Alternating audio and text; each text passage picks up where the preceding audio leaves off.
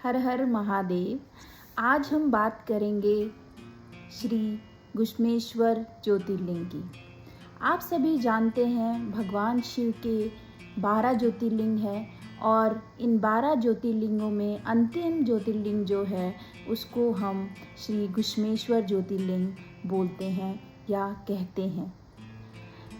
घुश्मेश्वर ज्योतिर्लिंग को आप घृष्णेश्वर ज्योतिर्लिंग भी कह सकते हैं या मान्यताओं के अनुसार इसको घृष्णेश्वर ज्योतिर्लिंग भी कहा जाता है।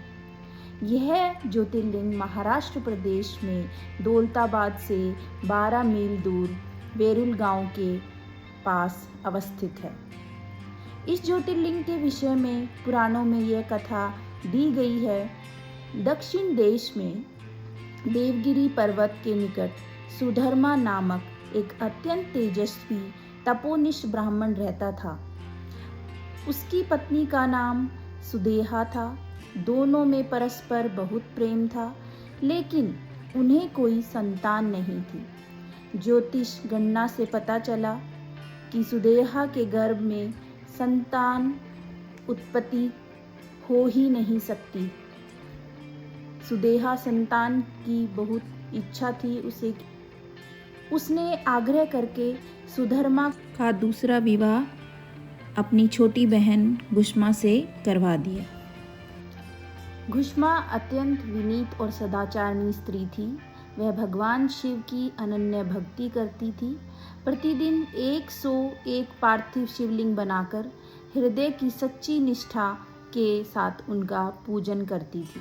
भगवान शिव जी की कृपा से थोड़ी ही दिन बाद उसके गर्भ से अत्यंत सुंदर और स्वस्थ बालक ने जन्म लिया।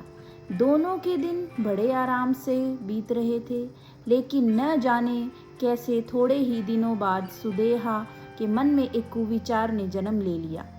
वह सोचने लगी, मेरा तो इस घर में कुछ है ही नहीं, सब कुछ घुश्मा का है।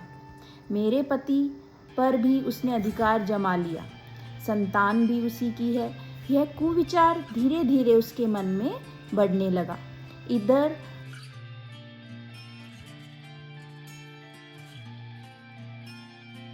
अब तक सुदेहा के मन में अंकुर एक विषाक्त वृक्ष का रूप धारण कर चुका था। अंततः एक दिन उसने घुश्मा के युवा पुत्र को रात में सोते समय मार डाला। उसके शव को ले जाकर उसने उसी तालाब में फेंक दिया जिसमें घुश्मा प्रतिदिन पार्थिव शिवलिंग को फेंका करती थी। सुबह होते ही सबको इस बात का पता लग गया। पूरे घर में कोहराम मच गया, लेकिन घुश्मा नित्य की भांति भगवान शिव की पूजा में तल्लीन रही, जैसे कुछ हुआ ही ना हो। पूजा समाप्त करने के बाद वह पार्थिव शिवलिंगों को उसी तालाब में छोड़कर लौटने लगी। उसी समय उसका प्यारा पुत्र तालाब के भीतर से निकलकर आता हुआ दिखलाई पड़ा। वह सदा की भांति आकर घुश्मा के चरणों पर गिर पड़ा, जैसे वह कहीं आसपास से ही घूमकर आ रहा हो। इसी समय भगवान शिव भी वहां प्रकट होकर घुश्मा से वर मांगने को कहने लगे। वह सुदेहा की घिनौनी करतूत से अत्यंत क्रुद्ध थे। अपने त्रिशूल द्वारा उसका गला काटने को उद्यत थे। घुश्मा ने हाथ जोड़कर भगवान शिव से कहा, हे प्रभु, यदि आप मुझ पर प्रसन्न हैं तो मेरी इस अभागिन बहन को क्षमा कर दें।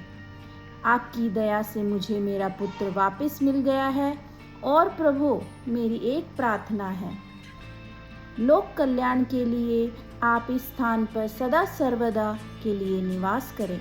भगवान शिव ने उसकी ये दोनों बातें स्वीकार कर ली।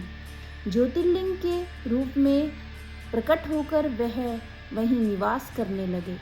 सती शिव भक्ता घुश्मा के आराध्य होने के कारण वे यहाँ घुश्मेश्वर महादेव के नाम से विख्यात हुए। इनका दर्शन व ध्यान लोक परलोक दोनों के लिए अमोघ फलदायी है। तो मैं आप सब से निवेदन करूंगी, अगर आपको इस कथा में आनंद आया है तो बोलिए हर हर महादेव, हर हर महादेव। और कमेंट में ना लिखना भूले। जय शिव शंकर, जय शिव भोले, जय महादेव।